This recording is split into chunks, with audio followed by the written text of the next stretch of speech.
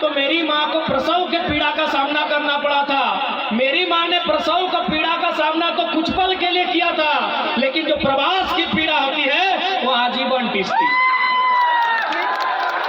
और आज आपसे बेहतर जितने भी प्रवासी भाई बहन माताएं यहाँ उपस्थित हैं, आपसे बेहतर भला कौन समझ सकता है कि प्रवास का दर्द क्या होता है।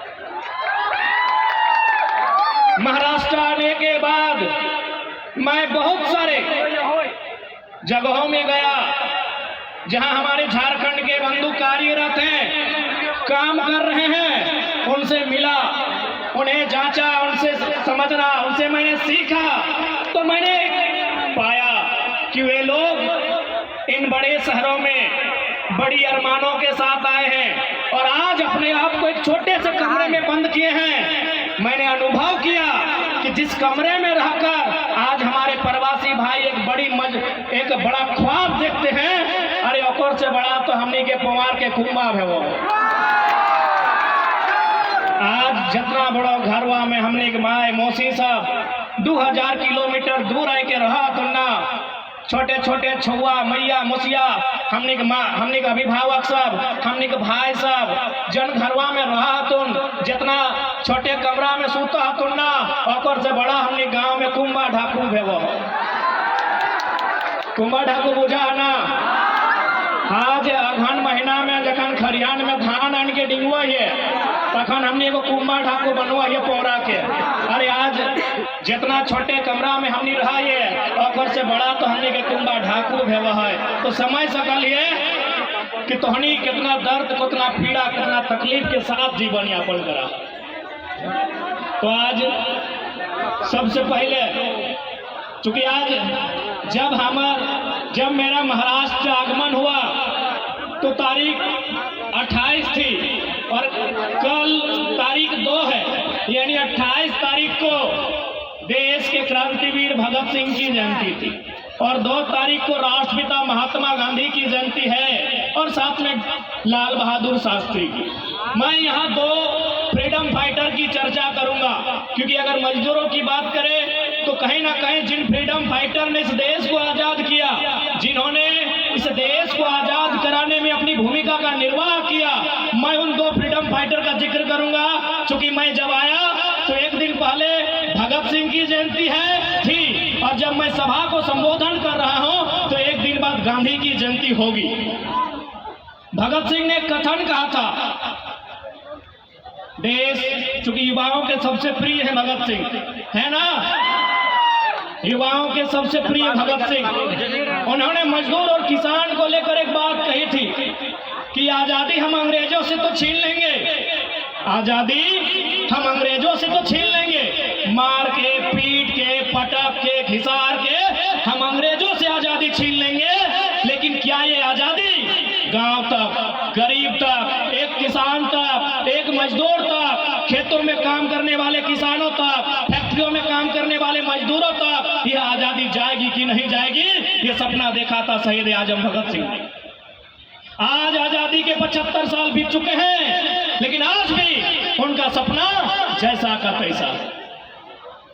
क्या हमने गलत कहा? आज भी मजदूर जिस दर्द, जिस पीड़ा के साथ प्रवास का सामना करता है, शायद दुनिया में उतना पीड़ा, उतना तकलीफ का सामना किसी को करना पड़ता। कल गांधी का जयंती है, राष्ट्रपिता का। उन्होंने एक लाइन कहा था, क्योंकि उनका लाइन आज हमारे मजदूरों के दर्द के साथ फिट बैठेगा। गांधी जी ने जो लाइन कहा था, उनका वो लाइन आज जितने भी मजदूर भाई हैं उनके दर्द के साथ फिट बैठेगा। गांधी ने एक कथन कहा था, resources are made for our need, not for our greed. इसका हिंदी में मतलब होता है कि जो भी संसाधन है, संसाधन का मतलब जो भी हमारे पास साधन है, चाहे वो पानी रहे, पत्ता रहे, फल रहे, सब्जी रहे, कोयला रहे, अभ्रक रहे, लोहा रहे, यानी देश की मिट्टी में जो भी भौतिक संपदा है उनका इस प्रकार से वितरण हो कि एक आदमी की नीड बन सके, ना कि किसी की ग्रीड बन सके।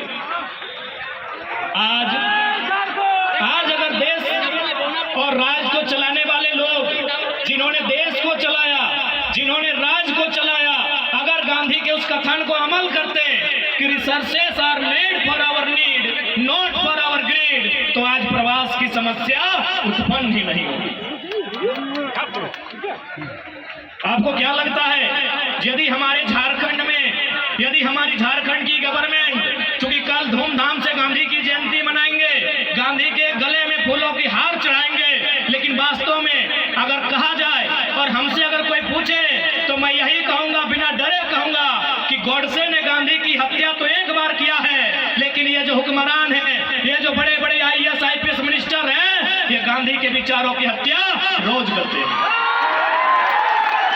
ये गांधी के विचारों की हत्या रोज करते हैं, क्योंकि गांधी का सपना था कि जो भी साधन संसाधन है उसमें सबका बराबर योगदान होना चाहिए, बराबर का हिस्सा होना चाहिए, बराबर की भागीदारी होनी चाहिए।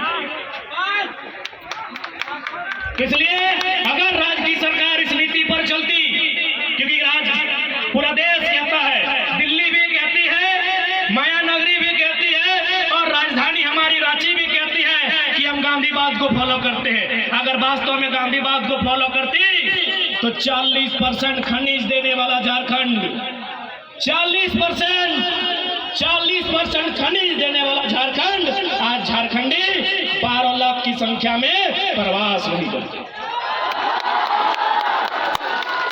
12 लाख तो ऑफिशियल आंकड़े हैं, यानी सरकारी आंकड़े हैं हमारे पास कि 12 लाख कोरोना के टाइम में 12 लाख मजदूरों ने वतन वापसी, अपने राज